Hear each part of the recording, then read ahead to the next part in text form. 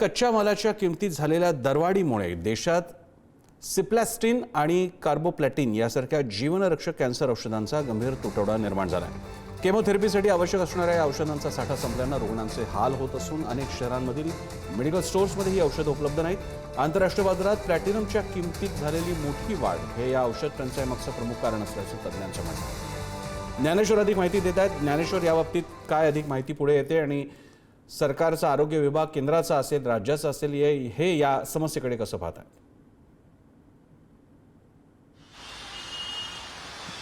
कॅन्सरवरती सगळ्यात मोठा जो परिणाम आहे तो आता इंधन टंचाईच्या नंतर आपल्याला दिसतो आहे। देशातल्या वेगवेगळ्या औषध दुकानांमधून जी महत्वाची कॅन्सरवर उपाय करणारी जी औषधं आहेत ती आता मेडिकल स्टोअर्समधून गायब झाल्याचं बघायला मिळतंय।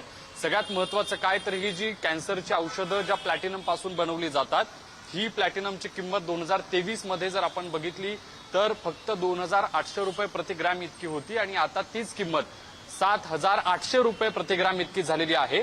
कॅन्सरवरच्या औषधांसाठी निर्मितीच्या प्रक्रियेमध्ये प्लॅटिनम ही फार महत्वाची वस्तू असते आणि ही वस्तू इतक्या मोठ्या फरकानं महाग झाल्यामुळे आणि एकूणच हॉर्मुझमध्ये जो तणावाची सगळी परिस्थिती निर्माण झालेली, संकट जे निर्माण झालेले, त्याचा परिणाम इतके दिवस आपण गॅस टंचाई असेल किंवा इंधन टंचाई असेल यावरती बघत होतो। मात्र आता कॅन्सर सारख्या आजारावरती जी महत्वाची असणारी औषधं आहेत ती औषधं, त्या औषधांवर या सगळ्या तणावाचा परिणाम आपल्याला बघायला मिळतो आणि देशातल्या वेगवेगळ्या मेडिकल स्टोअर्समधून जी स्वस्त मिळणारी औषधं आहेत ती औषधं आता आपल्याला गायब झाल्याचं बघायला मिळते। अर्थात राज्य सरकारकडून, केंद्र सरकारकडून काय नेमकी पावलं उचलली जातात हे या निमित्तानं पाहणं महत्वाचं असेल।